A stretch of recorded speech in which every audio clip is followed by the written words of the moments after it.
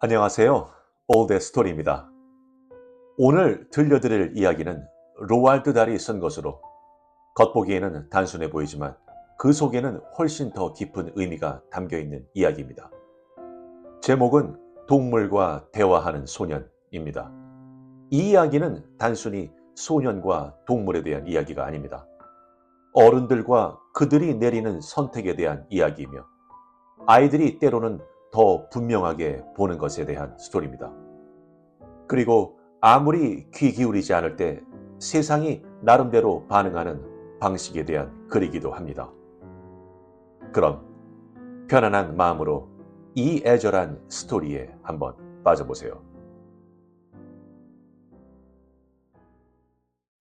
동물과 대화하는 소년, 로알드 달. 얼마 전 나는 서인도 제도에서 며칠을 보내기로 마음먹었다. 그곳에서 짧은 휴가를 보낼 예정이었다. 친구들은 서인도 제도가 아주 좋다면서 은빛 해변에서 햇볕을 쬐고 따뜻한 초록색 물속에서 헤엄을 치며 종일 게으르게 보내게 될 것이라고 말했다. 나는 자메이카를 선택해서 런던에서 직항 비행기를 타고 킹스턴으로 날아갔다. 킹스턴 공항에서 내가 예약한 북부 해안의 호텔까지는 자동차로 2시간 걸렸다. 내 방에는 작은 발코니가 있었는데 그리로 해서 해변에 바로 내려갈 수 있었다. 키가 큰 코코넛 나무가 사방에서 자라고 있었고 가끔 하늘에서 축구공만큼 커다란 초록색 열매가 모래 해변으로 쿵 떨어지곤 했다. 그런 열매가 머리에 정통으로 떨어지면 두개골이 박살날 테니 코코넛 나무 아래에서 어슬렁거리는 것은 바보짓이었다. 내 방을 청소하러 들어온 자메이카 여자의 말에 따르면 바로 2달 전만 해도 와서맨 씨라는 미국 부자가 정확히 그렇게 삶을 끝마쳤다고 했다. 내가 그녀에게 말했다. 에이, 농담이겠죠? 여자가 외쳤다. 농담 아니에요. 아니라니까요, 손님. 제 눈으로 똑똑히 봤어요. 그러면 큰 소동이 일어났을 텐데요? 그녀가 은밀하게 대답했다. 다들 입단속을 하죠. 호텔 사람들이 입단속을 시키고 신문사 사람들이 입단속을 시켰어요. 관광 사업에 아주 나쁘니까요. 그럼 직접 봤다고요? 직접 봤어요. 와서맨 씨는 해변 저쪽 바로 저 나무 아래에 서 있었죠. 사진기를 꺼내서 황혼을 향해 들고 있었어요. 그날 노을이 붉어서 아주 예뻤거든요. 그런데 갑자기 커다란 초록색 열매가 떨어지면서 머리카락이 다 빠진 정수리를 쿵 쳤어요. 그녀가 멋들어진 마무리를 덧붙였다. 왓서맨 씨가 본 마지막 노을이었지요. 그럼 즉사했다는 말이에요? 바로 죽었는지는 모르겠어요. 머리를 맞자마자 손에 들고 있던 사진기가 모래밭으로 떨어진 건 기억나요. 그러고선 양쪽 팔이 툭 떨어져 흐늘거렸죠. 비틀거리기 시작했어요. 앞뒤로 몇 번 너무나 조용하게 비틀거렸고 전 가만히 서서 그 사람을 보면서 생각했죠. 불쌍하기도 하지. 많이 어지러운가 보다. 곧 기절할지도 몰라. 와서맨 씨가 아주 천천히 무릎을 꿇더니 쓰러졌어요. 죽었습니까? 완전히 죽었죠. 세상에나. 그렇다니까요. 바람이 불 때는 절대 코코넛 나무 밑에 가면 안 돼요. 고맙습니다. 기억하도록 하죠. 둘째 날 저녁 나는 내 방에 딸린 작은 발코니에 앉아서 무릎에 책을 펼쳐놓고 럼펀치가 담긴 길쭉한 잔을 손에 들고 있었다. 책을 읽지는 않았다. 나는 1.8m 정도 떨어진 발코니 바닥에서 작은 녹색 도마뱀이 역시 작은 녹색 도마뱀에게 몰래 접근하는 것을 지켜보고 있었다. 도마뱀은 뒤에서 다가가면서 아주 천천히 또 아주 조심스럽게 움직였고 사정거리에 들어서자 긴 혀를 내밀어 상대방의 꼬리를 잡았다. 꼬리를 잡힌 도마뱀이 껑충 뛰어 뒤로 돌았고 2마리는 바닥에 들러붙은 것처럼 꼼짝도 없이 몸을 웅크리고서 긴장감 넘치게 마주보았다. 그러다가 갑자기 같이 우스꽝스럽게 뛰면서 귀여운 춤을 추기 시작했다. 도마뱀 2마리는 공중으로 깡총깡총 뛰었다. 뒤로도 깡총깡총 뛰고 앞으로도 깡총깡총 뛰고 옆으로도 깡총깡총 뛰었다.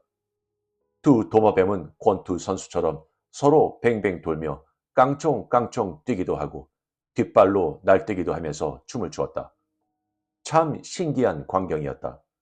나는 도마뱀의 구애의식인가 보다 생각하며 꼼짝 않고 앉아서 이제부터 어떻게 될지 기다리며 지켜보았다. 그러나 그 순간 저 아래 해변에서 큰 소동이 일어났기 때문에 나는 그 다음 광경을 보지 못했다. 해변을 흘낏 보니 물가에 무언가가 있고 주변에 사람들이 몰려들어 있었다.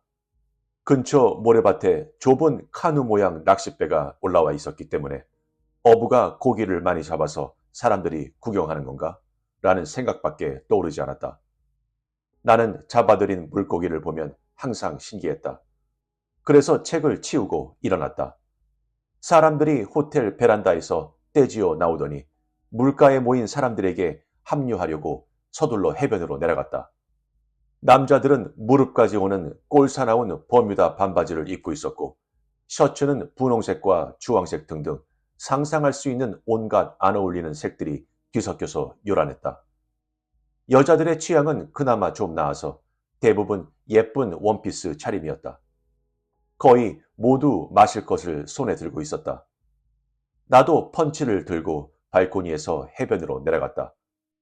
나는 와서맨 씨가 최후를 맞이했던 코코넛 나무 아래를 피하느라 약간 빙 둘러서 아름다운 은색 모래밭을 성큼성큼 걸어 몰려든 사람들과 합류했다. 그러나 사람들이 보고 있는 것은 물고기가 아니었다. 그것은 거북이. 몸이 뒤집혀서 모래밭에 등을 대고 누운 거북이였다. 정말 얼마나 거대한 거북이였는지. 그것은 거인이고 매머드였다. 나는 거북이가 그렇게 거대할 수 있는지 상상도 못했다. 그 크기를 어떻게 설명할 수 있을까? 거북이를 똑바로 뒤집으면 키가 정말 큰 사람이 그 등에 앉아도 발이 땅에 닿지 않았을 것이다. 거북이는 길이가 1.5m, 너비가 1.2m 정도였고 반구형 등껍데기는 정말 높고 아름다웠다. 거북이를 잡은 어부가 도망치지 못하도록 뒤집어 놓은 것이었다. 게다가 등껍데기 한가운데를 두꺼운 밧줄로 묶어 두었는데 작은 삿가리개를 빼면 아무것도 입지 않은 날씬하고 까만 어부가 자랑스러운 얼굴로 밧줄 끄트머리를 잡고서 조금 떨어져 있었다. 이 멋진 동물은 몸이 뒤집힌 채 누워 두꺼운 지느러미 발 4개를 허공에서 미친 듯이 흔들었고 등껍데기 밖으로 길쭉하고 주름진 목을 길게 빼고 있었다. 지느러미 발의 발톱이 날카로웠다. 어부가 외쳤다. 물러서요, 신사숙녀 여러분, 제발요. 저 뒤로 물러서세요. 발톱은 위험하다고요. 팔이 뚝 잘릴 겁니다. 호텔 손님들은 이 광경에 신이 나고 즐거웠다. 12개쯤 되는 사진기가 찰칵거렸다. 여자들은 남자들의 팔에 매달려 꾀꾀거리며 즐거워했고 남자들은 큰 목소리로 바보 같은 소리를 늘어놓았고 하나도 무섭지 않다며 사나이다움을 뽐냈다. 이 껍데기로 멋진 뿔테 안경을 만들어줄까? 어때, 엘? 등껍데기가 1톤은 넘겠는데? 이게 진짜 물에 뜬다고? 당연히 뜨지. 게다가 헤엄도 엄청 잘 치고 배 한 척쯤은 쉽게 끌어. 이게 늑대 거북이지? 응. 아니야. 늑대 거북은 이렇게까지 안 커. 하나 가르쳐줘. 가까이 가면 순식간에 손목이 잘릴걸?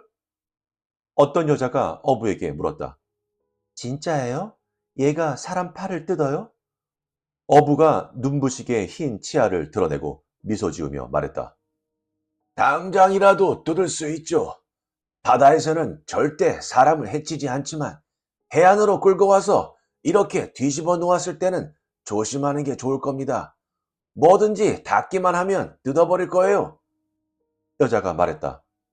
이런 일을 당하면 나라도 뭐든지 뜯어버리고 싶겠네요. 어느 멍청한 남자가 모래밭으로 떠밀려온 나무 판자를 발견해서 거북이 쪽으로 끌고 오는 중이었다. 나무판은 크기가 상당해서 길이 1.5m에 두께는 3.5cm 정도였다. 남자가 판자 한쪽 끝으로 거북이의 머리를 찌르기 시작했다. 어부가 말했다. 그러지 않는 게 좋을 텐데요. 그래봤자 약만 바짝 올라요. 판자 끝이 목에 닿자 거대한 동물이 고개를 휙 돌리더니 입을 크게 열고 나무판을 꽈집 깨물었고 판자는 치즈로 만든 것처럼 뭉개졌다. 사람들이 소리쳤다. 와, 봤지? 저게 내 팔이 아니라서 다행이야. 어부가 말했다. 내버려 두세요. 흥분시켜서 좋을 게 없어요. 올챙이처럼 볼록한 배에다가 엉덩이가 크고 아주 짧은 다리에 털이 부숭부숭한 남자가 어부에게 다가가서 말했다. 어이, 이봐요. 저 껍데기가 탐나는군. 내가 사겠소. 그런 다음 통통한 아내를 향해 말했다. 내가 저걸로 뭘 할 건지 알아? 밀드러드? 집으로 가져가서 전문가한테 연말을 맡길 거야. 그런 다음 우리 거실 한가운데 두는 거지.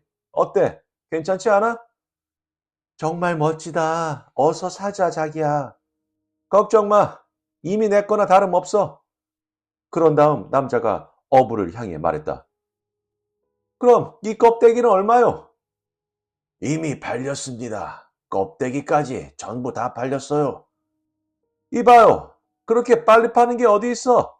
값을 더 높이 쳐주지. 자, 얼마 주겠다던가? 안 됩니다. 이미 팔렸어요. 누구한테 팔았는데? 지배인한테요. 무슨 지배인?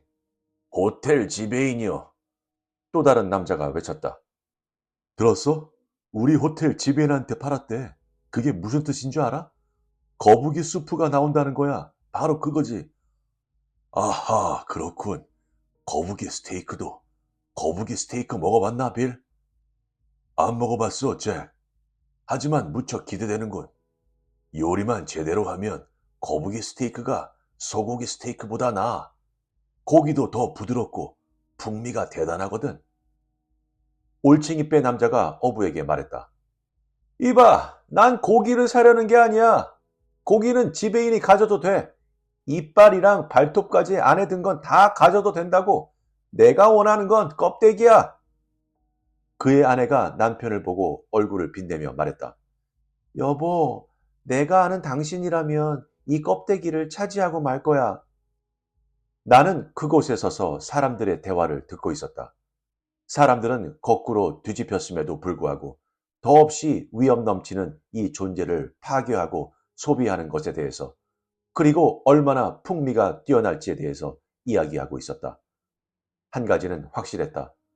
거북이는 그곳에 모여든 누구보다도 나이가 많았다. 이 거북이는 아마 서인도 제도의 푸른 물속에서 150년은 돌아다녔을 것이다. 거북이는 조지 워싱턴이 미국 대통령일 때에도 나폴레옹이 워털루에서 패배할 때에도 바닷속에 있었을 것이다. 그때는 작았겠지만 분명 바다에 존재했을 것이다. 그랬던 거북이가 지금 여기 이 해변에서 거꾸로 뒤집힌 채 수프와 스테이크로 변신하기를 기다리고 있었다. 거북이는 자신을 둘러싼 온갖 소음과 고함에 깜짝 놀란 것이 분명했다. 늙고 주름진 목을 껍데기 밖으로 쭉 뻗었고 거대한 머리는 자신이 이렇게까지 학대당하는 이유를 설명해 줄 사람을 찾는 듯 이리저리 비틀렸다. 올챙이 뼈 남자가 물었다. 호텔까지는 어떻게 데리고 갈 거요? 어부가 대답했다. 밧줄로 끌고 갈 겁니다. 곧 직원들이 와서 데려갈 거예요. 10명이 한꺼번에 당겨야 하겠죠. 근육질 청년이 외쳤다. 이봐요. 우리가 직접 끌고 가면 어떨까? 청년은 시몽색과 완두콩색이 섞인 버뮤다 반바지 차림에 상체는 맨몸이었다. 가슴에 특이할 만큼 털이 많았는데 셔츠를 입지 않은 것은 분명 의도적이었다. 그가 근육을 움찔거리며 외쳤다. 저녁 먹기 전에 운동 좀 하는 게 어때요? 자, 여러분, 운동 좀 하실 분? 사람들이 소리쳤다. 좋은 생각이군. 멋진 계획이야. 남자들이 여자들에게 음료수 잔을 넘기고 밧줄을 잡으러 달려갔다. 그들이 줄다리기를 하는 것처럼 밧줄을 따라 늘어섰고 털보 청년이 맨 끝에 서서 주장을 자처했다. 청년이 외쳤다. 자, 시작합니다, 여러분. 제가 당기라고 하면 일제히 당겨요. 알겠죠? 이 상황이 별로 마음에 들지 않았던 어부가 말했다. 호텔에 맡기는 게 나아요. 털복숭이 청년이 말했다. 말도 안 되는 소리. 당겨요, 여러분. 당겨! 모두가 일제히 잡아당겼다. 거대한 거북이가 거꾸로 누운 채 꿈틀거리다가 똑바로 뒤집힐 뻔했다. 어부가 고함을 쳤다. 뒤집히면 안 돼요. 그러다 뒤집힙니다.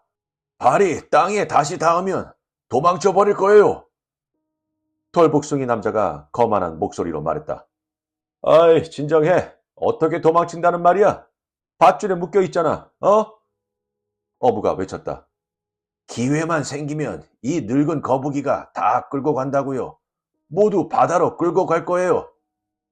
털복숭이 남자가 어부의 말을 무시하며 외쳤다. 당겨 여러분, 당기세요.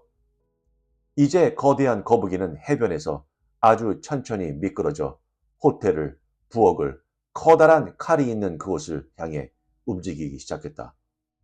여자들과 나이가 많거나 뚱뚱하거나 운동을 잘 못하는 남자들이 옆에서 따라가며 응원했다. 털복숭이 주장이 외쳤다. 당겨요! 힘 좀 써요! 더 세게 당길 수 있습니다! 갑자기 비명이 들렸다. 모두 그 소리를 들었다. 너무나 높고 세대고 다급한 비명이 모든 것을 꿰뚫었다. 안 돼요! 안 돼! 안 돼요! 사람들이 얼어붙었다. 줄다리기를 하던 남자들은 당기기를 멈추었고 구경꾼들은 응원을 멈추었으며 그 자리에 있던 모든 사람들이 비명이 들리는 곳을 향해 돌아섰다. 호텔에서 나온 세 사람, 남자, 여자, 작은 소년. 반쯤은 걷고 반쯤은 뛰면서 해변으로 내려오고 있었다. 소년이 남자를 끌어당기는 바람에 두 사람은 달리다시피 했다. 남자가 아이의 손목을 잡고 속도를 늦추려 했지만 소년이 계속 잡아당겼다. 동시에 아이는 폴짝폴짝 뛰고 몸을 비틀어 몸부림을 치면서 아버지의 소나기에서 벗어나려 했었다. 비명을 지르는 사람은 소년이었다. 하지 마세요. 그러지 마요. 제발, 제발 놔주세요. 여자, 즉 아이의 어머니가 아이를 막으려고 반대쪽 팔을 붙잡으려 했지만 아이가 폴짝폴짝 뛰는 바람에 잡을 수가 없었다. 아이가 다시 소리쳤다. 놔주세요. 이건 너무 끔찍한 짓이에요. 제발 놔줘요. 어머니가 여전히 아이의 팔을 잡으려고 애쓰며 말했다. 그만해, 데이비드. 아기처럼 굴면 안 돼. 사람들이 다 비웃잖니? 아이가 소리쳤다. 아빠, 아빠, 놔주라고 하세요. 안 돼, 데이비드. 우리가 끼어들 일이 아니야. 줄을 당기던 사람들은 거대한 거북이를 묶은 밧줄을 잡은 채 꼼짝도 하지 않았다. 모두 깜짝 놀라서 소년을 빤히 보며 말없이 서 있었다. 뭔가 삐끗 어긋났다. 썩 명예롭지 않은 일을 하다가 들킨 것처럼 약간 쭈뼛쭈뼛한 분위기였다. 아버지가 아이를 잡아당기며 말했다. 이리 와, 데이비드. 저 사람들은 놔두고 호텔로 돌아가자. 안 가요. 돌아가기 싫어요. 저 사람들이 거북이를 놔주면 좋겠어요. 어머니가 말했다. 그만해, 데이비드. 돌복숭이 남자가 아이에게 말했다. 얘야, 저리 가라. 끔찍하고 잔인해요. 다들 끔찍하고 잔인하다고요. 아이가 해변에 서 있던 어른들 40~50명을 향해 높고 세된 목소리로 외쳤지만 이번에는 아무도 털복숭이 남자조차 대답하지 않았다. 왜 바다로 돌려보내지 않는 거예요? 여러분한테 아무 짓도 안 했잖아요. 놔줘요. 아버지는 아들 때문에 난처했지만 아들이 부끄럽지는 않았다. 그가 사람들을 보며 말했다.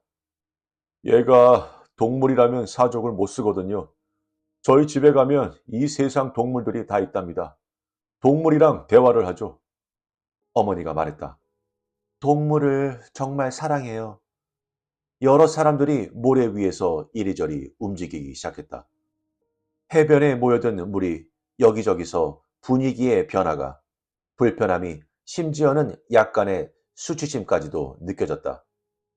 기껏해야 8, 9살쯤 된 아이는 이제 아버지와의 몸싸움을 멈추었다. 아버지는 아직 아이의 손목을 잡고 있었지만 제지하지는 않았다. 소년이 외쳤다. 어서요. 놔주세요. 밧줄을 풀고 놓아줘요. 아이는 작았지만 똑바로 서서 사람들을 마주보았다. 두 눈이 두 개의 별처럼 반짝였고 머리카락이 바람에 휘날렸다. 아이는 당당했다. 아버지가 부드럽게 말했다. 우리가 할 수 있는 일은 없어. 데이비드, 돌아가자. 안 돼요. 아이가 이렇게 외치면서 갑자기 몸을 비틀더니 아빠의 소나기에서 손목을 빼냈다. 자유로워진 소녀는 뒤집혀 누운 거대한 거북이를 향해 섬광처럼 모래밭을 달렸다. 아버지가 아이를 쫓아 달리며 소리쳤다. 데이비드, 멈춰! 돌아와!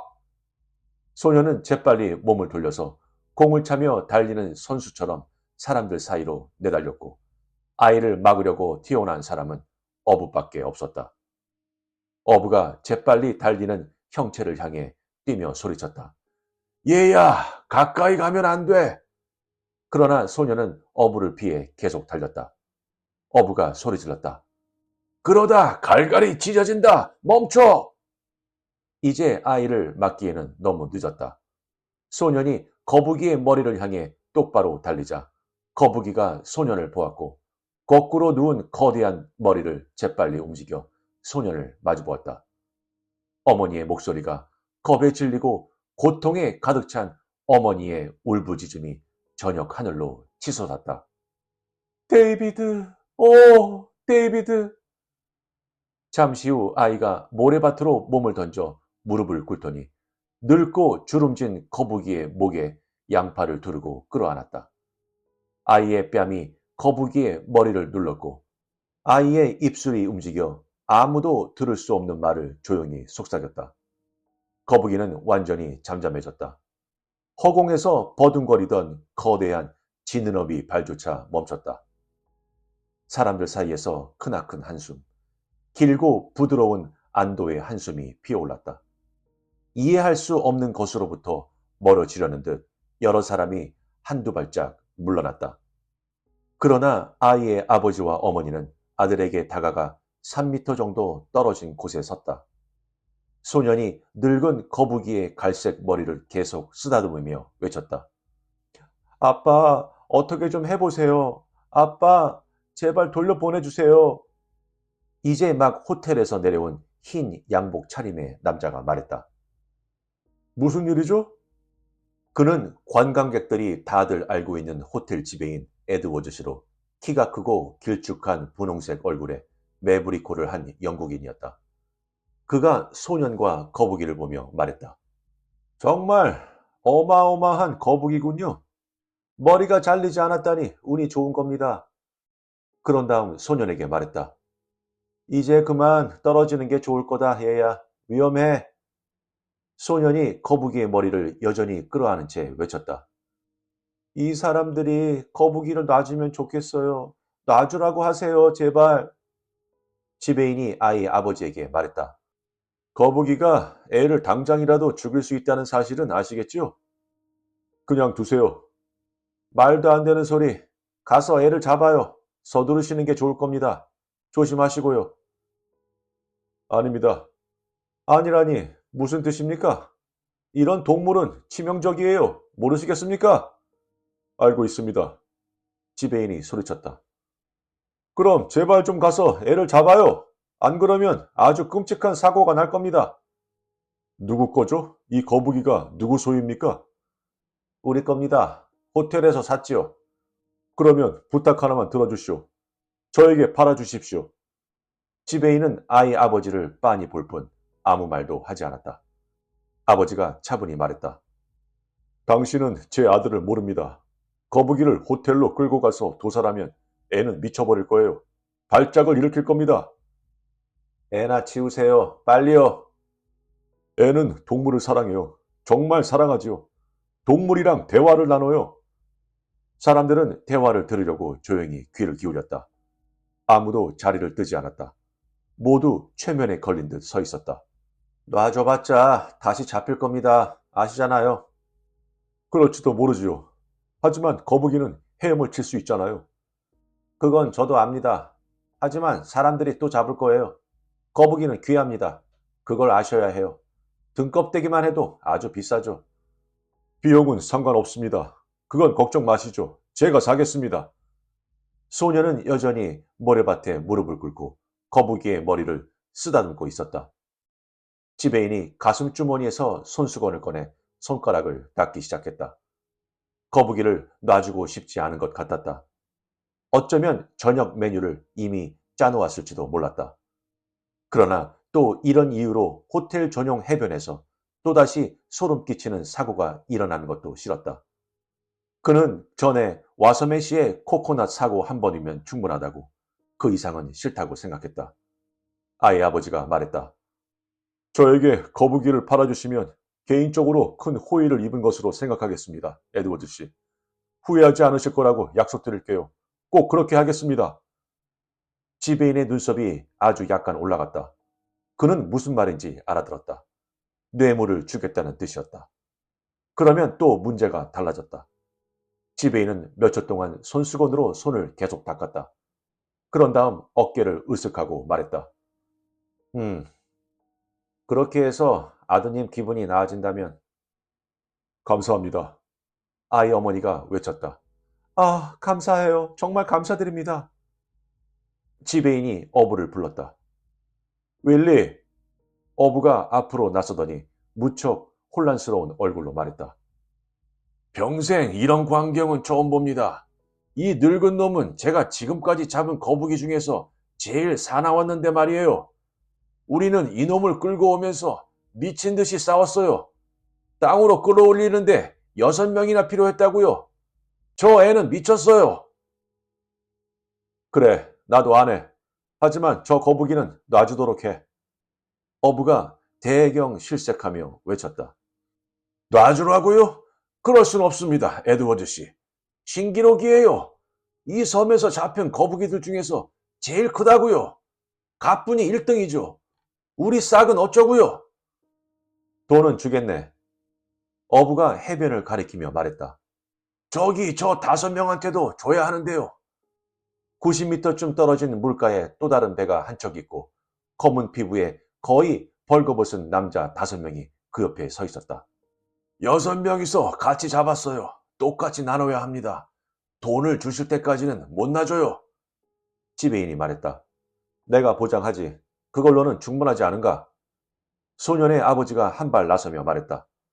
저도 보장하지요.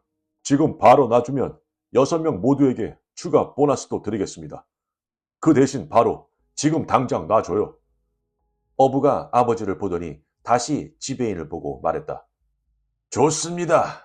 정 그러시다면요. 아이 아버지가 말했다. 조건이 하나 있습니다. 돈을 받기 전에 먼저 약속하세요. 거북이를 놔주자마자 다시 나가서 잡지 않겠다고요. 어쨌든 오늘 저녁에는 잡지 않기로 합시다. 어떻습니까? 물론이죠. 그렇게 합시다.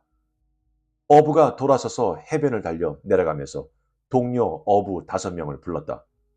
우리에게는 들리지 않았지만 그가 동료들에게 뭐라고 소리쳤고 몇 분 만에 6명이 같이 돌아왔다. 5명은 길고 두꺼운 나무 막대를 들고 있었다. 소녀는 여전히 거북이 머리 옆에 무릎을 꿇고 있었다. 아버지가 아이에게 상냥하게 말했다. 데이비드, 이제 됐어. 거북이를 놔줄 거야. 아이가 주변을 둘러보았지만 거북이 목에서 팔을 거두지도 일어나지도 않았다. 아이가 물었다. 언제요? 아버지가 말했다. 지금 당장 놔줄 거야. 그러니까 네가 비키는 게 좋겠구나. 정말이에요? 그래, 데이비드, 약속할게.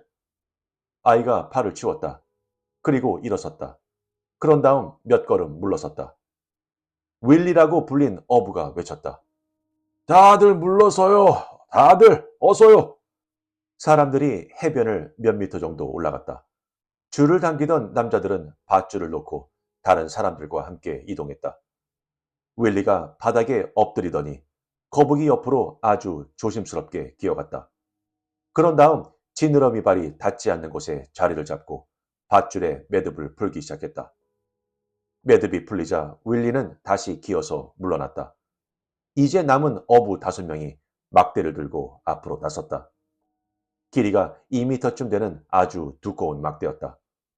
어부들이 막대를 거북이 등껍데기 밑에 끼워 넣은 다음 거대한 동물의 등껍데기를 양옆으로 흔들기 시작했다. 껍데기가 높아서 잘 흔들렸다. 어부들이 거북이를 흔들며 노래하듯 외쳤다. 위로, 아래로, 위로, 아래로. 늙은 거북이는 심기가 아주 불편해 보였지만 누가 거북이를 탓할 수 있었을까? 거대한 지느러미 발이 미친 듯이 허공을 때렸고 머리는 껍데기로 들어갔다 나왔다 했다. 어부들이 소리쳤다. 굴려서 뒤집자. 위로 뒤집어. 굴려. 한 번 더. 위로 굴려. 거북이가 옆으로 크게 기우뚱하더니 쿵 소리를 내며 모래밭에 똑바로 섰다. 그러자 곧장 움직이지는 않았다. 거대한 갈색 머리가 밖으로 나오더니 주변을 조심스레 살폈다. 아이가 외쳤다. 가, 거북아, 얼른 가, 바다로 돌아가. 거북이는 눈꺼풀이 두툼한 검은 두 눈으로 아이를 보았다. 거북이의 눈은 맑고 생생했고 오랜 삶에서 얻은 지혜가 가득했다. 아이가 거북이를 마주보더니 아주 상냥하고 친근한 목소리로 말했다. 잘 가요, 할아버지. 이번에는 멀리 가. 검은 눈이 소년에게 몇 초 더 머물렀다. 아무도 움직이지 않았다. 그런 다음 거대한 짐승이 위풍당당하게 돌아서더니 바다를 향해 어기적 걸어가기 시작했다. 거북이는 서두르지 않았다. 거북이가 모래 해변에서 침착하게 움직이자 거대한 껍데기가 양옆으로 부드럽게 흔들렸다. 사람들은 말없이 지켜보았다. 거북이가 물속으로 들어갔다. 그런 다음 앞으로 계속 나아갔다. 어느새 거북이는 헤엄치고 있었다. 이제 자신의 활동 영역이었다. 거북이는 우아하고 아주 빠르게 고개를 높이 들고 헤엄쳤다. 바다는 잔잔했고 거북이가 일으킨 잔물결이 배가 만든 물결처럼 등껍데기 양옆에서부터 뒤로 퍼져나갔다. 몇 분이 지나자 거북이는 이제 우리의 시야를 벗어나 이미 수평선을 향해 반쯤 멀어졌다. 손님들이 호텔로 어슬렁어슬렁 돌아가기 시작했다. 이상하게도 착 가라앉은 분위기였다. 아무도 농담을 하거나 장난을 치지 않았고 웃지도 않았다. 무슨 일인가가 일어났다. 이상한 일이 펄럭펄럭 해변을 가로질러 다가왔던 것이다. 나는 내 방의 작은 발코니로 돌아와 앉아서 담배를 피웠다. 이것으로 끝이 아니라는 불안한 느낌이 들었다. 다음날 아침 8시에 와서메이 씨와 코코넛 이야기를 해주었던 자메이카 여자가 오렌지 주스를 들고 내 방으로 왔다. 그녀가 탁자에 잔을 올려놓고 커튼을 젖히며 말했다. 오늘 아침 호텔에서 아주 큰 소동이 있었어요. 다들 미친 듯이 뛰어다녔죠. 왜요? 무슨 일인데? 12호실 남자의 말이에요. 걔가 사라졌어요. 밤중에 사라졌대요. 그 거북이 소년 말입니까? 맞아요. 아이 부모님은 호텔이 떠나가라 울고 있고 지배인은 화가 났어요. 사라진 지 얼마나 됐죠? 애 아빠가 빈 침대를 발견한 건 2시간쯤 됐어요. 하지만 밤사이 언제 사라졌는지는 모르죠. 그래요. 그렇겠죠.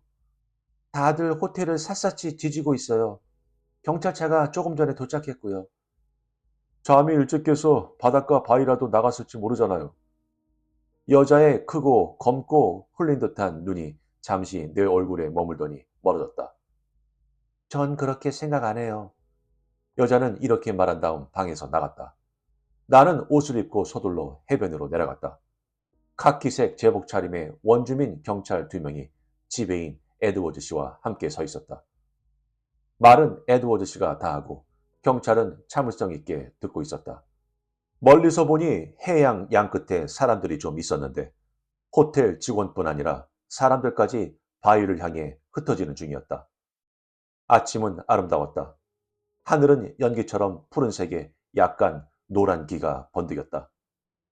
태양이 나와 잔잔한 바다에 온통 다이아몬드를 흩뿌리고 있었다. 에드워드 씨가 팔을 흔들면서 원주민 경찰 2명에게 큰 소리로 얘기하고 있었다. 나도 돕고 싶었다. 뭘 해야 할까? 어디로 가야 할까? 다른 사람들을 쫓아가 봐야 아무 의미가 없을 것이다. 그래서 나는 에드워드 씨에게 다가갔다. 그때 낚싯배가 보였다. 돛대 하나에 갈색 돛이 펄럭이는 기다란 나무배가 바다에서 해변을 향해 오고 있었다. 원주민 2명이 배 양쪽 끝에 앉아서 열심히 노를 젓고 있었다. 2사람은 노를 정말 열심히 저었다. 경주라도 하듯 노가 아주 빠르게 올라갔다 내려갔다. 나는 걸음을 멈추고 그들을 보았다. 왜 저렇게 서둘러서 오는 걸까? 할 말이 있는 것이 분명했다. 나는 배를 계속 지켜보았다. 왼쪽에서 에드워드 씨가 경찰관에게 하는 말이 들렸다. 이건 정말 말도 안 됩니다. 이런 식으로 호텔에서 자꾸 사람들이 사라지면 안 돼요. 빨리 찾아내는 게 좋을 겁니다. 알겠어요? 어디로 걸어가다가 길을 잃거나 납치됐을 거예요. 아무튼 이건 경찰 책임이고. 낚싯배가 바다 위를 미끄러지듯 다가오더니 해변에 닿자 모래 위로 쭉 올라왔다. 2사람이 노를 떨어뜨리고 해변으로 뛰어내리더니 우리를 향해 달려 올라왔다. 내가 보니 앞장선 사람은 윌리였다. 그는 지배인과 경찰관 2명을 보고 그들을 향해 곧장 달려왔다. 윌리가 외쳤다. 어이, 에드워드 씨! 방금 말도 안 되는 걸 봤어요. 지배인이 뻣뻣하게 굳더니 고개를 획 돌렸다. 2 경찰관은 여전히 침착했다. 그들은 쉽게 흥분하는 사람들에게 익숙했다. 매일 그런 사람을 만났을 것이다. 윌리가 사람들 앞에 섰을 때는 숨을 몰아쉬느라 가슴이 오르락 내리락 했다. 또 한 명의 어부가 그의 바로 뒤에 서 있었다. 2사람의 검은 피부가 땀으로 반짝였다. 윌리가 숨을 헐떡거려 죄송하다며 이렇게 말했다. 전속력으로 한참이나 노를 저었어요. 최대한 빨리 와서 말해야 할 것 같아서요. 지배인이 말했다. 뭘 말한다는 거지? 뭘 봤나? 미쳤어요. 완전히 정신 나갔어요. 얼른 말해봐, 윌리. 안 믿으실 거예요. 믿을 사람이 아무도 없을 겁니다. 안 그래, 톰? 다른 어부가 격하게 고개를 끄덕이며 말했다. 맞아. 윌리가 옆에서 맞다고 확인해 주지 않았다면 내 눈으로 보고도 안 믿었을 거예요. 에드워드 씨가 말했다. 뭘 말인가? 뭘 봤는지 그냥 말하게. 우리는 오늘 일찌감치 나갔어요. 새벽 4시쯤 나갔는데 한 3km쯤 나갔더니 날이 밝아서 주변이 잘 보이더라고요. 해가 뜨고 우리가 바로 앞을 45m쯤 앞을 봤는데 제 눈으로 보고도 믿을 수 없는 광경이 보였어요. 뭔가 이거 참 빨리 말해보게. 늙은 괴물 거북이가 헤엄을 치고 있었어요. 어제 해변으로 끌고 왔던 거북이 말이에요. 그런데 남자애가 높다란 거북이 등에 앉아서 말을 타는 것처럼 바다에서 거북이를 타고 있었어요. 다른 어부가 외쳤다. 믿어주세요. 나도 봤으니까. 정말이에요. 에드워드 씨가 2 경찰관을 보았다. 2 경찰관이 어부를 보았다. 경찰관 한 명이 말했다. 우리가 그 말을 믿기 바라는 건 아니겠죠? 윌리가 외쳤다. 맹세합니다. 절대적으로 사실이에요. 조그만 남자아이가 늙은 거북이에 높다란 등에 타고 있었는데 발이 물에 닿지도 않더라고요. 하나도 안 젖고 보송보송하게 아주 편안하게 여유 있게 앉아 있었어요. 그래서 우리가 쫓아갔죠. 당연히 쫓아갔어요. 처음에는 아주 조용히 몰래 다가가려고 했죠. 거북이를 잡을 때처럼요. 그런데 애가 우리를 봤어요. 거리가 얼마 안 되었거든요. 아시겠죠? 여기서 저기 물가 정도밖에 안 됐어요. 우리를 본 아이가 늙은 거북이한테 무슨 말을 하려는 것처럼 고개를 숙였고, 그러니까 거북이가 머리를 들고서 스피드 광처럼 헤엄치기 시작했어요. 세상에, 어찌나 빠르던지. 톰이랑 나는 노를 꽤 빨리 졌는데도 그 괴물한테는 적수가 안 됐어요. 턱도 없었죠. 거북이가 최소 2배는 빨랐어요. 2배는 너끈히 넘었어요. 그렇지, 톰? 톰이 말했다. 내 생각에 3배는 빨랐어. 왠지 알아요? 10분인가 15분 지났더니 우리보다 1.5km는 앞서 있었거든요. 지배인이 물었다. 왜 애를 부르지 않았지? 그 전에? 더 가까이 있을 때 왜 말을 걸지 않았나? 윌리가 외쳤다. 쉬지도 않고 불렀죠. 애가 우리를 보자마자 조용히 다가가는 건 포기하고 고함을 지르기 시작했어요. 우리 배에 태우려고 정말 오만 소리를 다 했다고요. 내가 외쳤죠. 얘야, 우리랑 돌아가자. 집까지 태워줄게. 너 거기 그러고 있으면 안 된다. 아직 기회가 있을 때 얼른 뛰어내려서 헤엄쳐. 우리가 건져줄게. 뛰어내려 얼른. 엄마가 기다리실 거야. 우리랑 같이 가자. 응? 이렇게도 외쳤어요.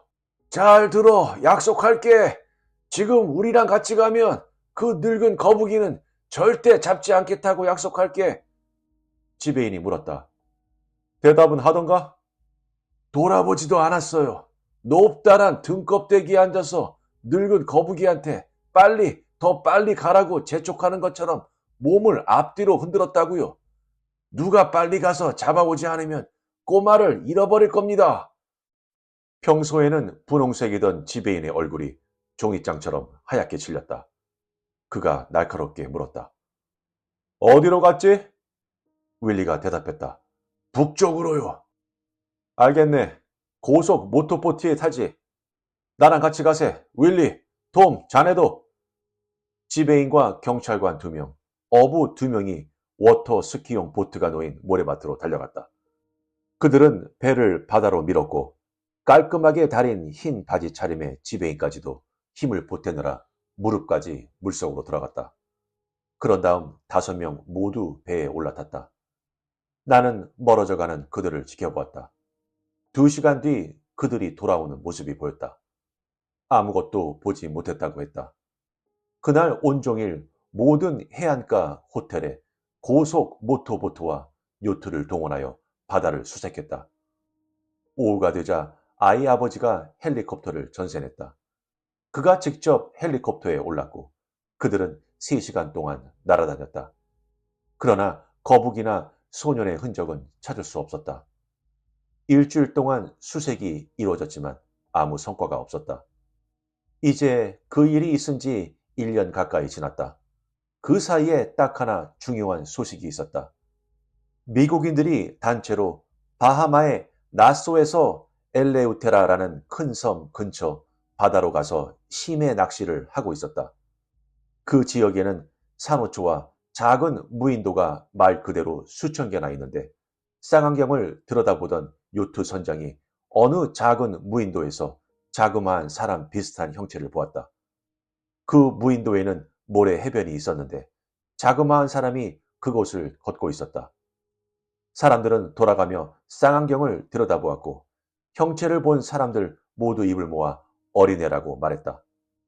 배에 탄 사람들은 당연히 술렁거리면서 얼른 낚싯줄을 거두었다. 선장이 곧장 요트를 몰아 무인도로 다가갔다. 배가 800m 정도 떨어진 곳까지 접근하자 쌍안경을 통해서 해변의 형체가 소년임을 확인할 수 있었는데 햇볕에 타긴 했지만 원주민이 아니라 백이 나이가 거의 확실했다.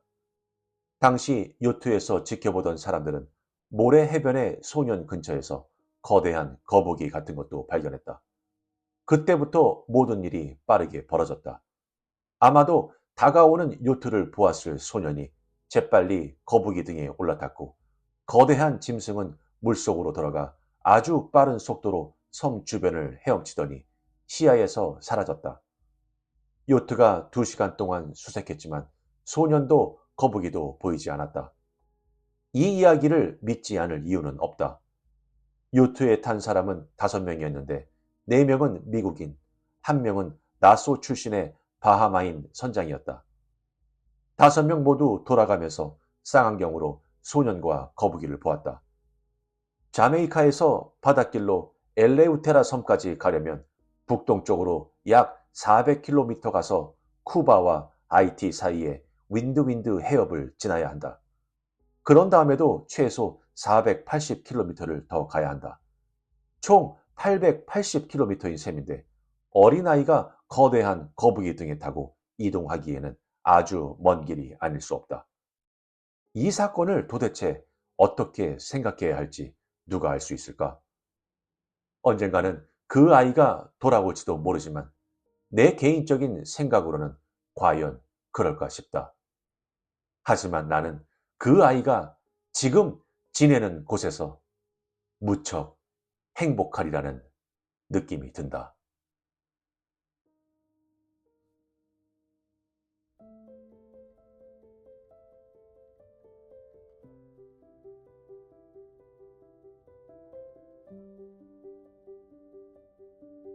어떠셨나요? 감동입니다. 이 이야기가 오랫동안 기억에 남는 이유는 결말의 충격 때문이 아니라 로알드 달이 그것을 전달하는 차분함 때문이라고 저는 생각합니다. 극적인 경고도 영웅적인 구원도 없습니다. 그저 세상이 잘못된 무언가를 바로잡았다는 조용한 느낌만이 남을 뿐이죠. 로알드 달은 종종 갈등하는 아이들과 어른들을 소재로 글을 썼는데 이 작품에서 그의 메시지는 특히 날카롭습니다. 어른들은 쾌락, 안락감, 그리고 탐욕에 사로잡혀 있는 반면 아이는 명확하게 보고 주의 깊게 듣고 진정으로 중요한 것이 무엇인지 이해합니다. 동물들 또한 마법적인 존재가 아니라 그저 정직할 뿐이죠. 그리고 그들을 통해 자연은 인간 행동에 대한 침묵의 심판자가 됩니다. 아마도 작가의 의도는 우리가 스스로에 대해 불안감을 느끼기를 바라지 않았을까요? 어른들이 얼마나 자주 순수한 것을 지키지 못하는지, 그리고 너무 늦기 전에 귀 기울이는 경우가 얼마나 드문지에 대해서 말입니다. 그렇다면 오늘 작품을 들으신 후 생각이 좀 바뀌셨나요? 여러분 생각에는 여러분의 친구와 아주 진지한 거북이 중 누가 더 나은 조언을 해줄 것 같나요? 알려주세요. 구독과 좋아요는 영상 제작에 많은 힘이 됩니다. 감사합니다.